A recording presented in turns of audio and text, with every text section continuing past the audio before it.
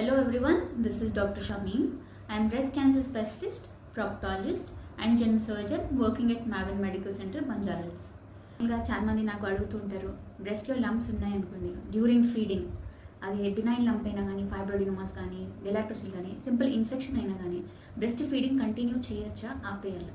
So మామూలుగా బ్రెస్ట్లో వచ్చే lumps during feeding అనేవి బినైన్ ఉంటాయి మోస్ట్లీ.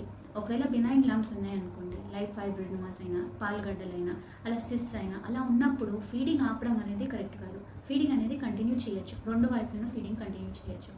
ఓన్లీ ఒకవేళ ఇన్ఫెక్షన్ ఉంది, ఆ ఇన్ఫెక్షన్ కూడా ఒకవేళ చీమ్ ఫార్మేషన్ అయిపోయింది, నిప్పుల నుంచి చీమ్ వస్తుంది అన్నప్పుడు అటువైపు ఫీడింగ్ అనేది ఆపాల్సి వస్తుంది.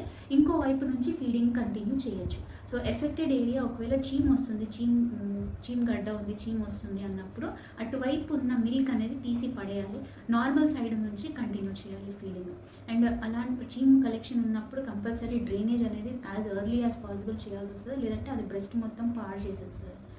సో ఎక్సెప్ట్ ఈ ఇన్ఫెక్షన్ చీమ్ ఉంటే వదిలేసి మిగతా అన్ని conditions, most of the conditions like fibroadenomas కానీ సిస్ట్ అయినా కానీ గెలాక్టోసిల్ అయినా కానీ ఇలా లంప్స్ ఉన్నప్పుడు ఫీడింగ్ అనేది కంటిన్యూ చేయొచ్చు రెండు వైపున.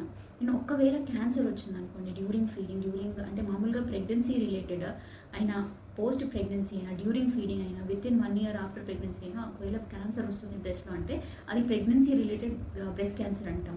ఇది very rare type of breast cancer, but ఈ మధ్యకాలంలో చాలా యంగ్ ఉమెన్లో ఇది కనిపిస్తుంది.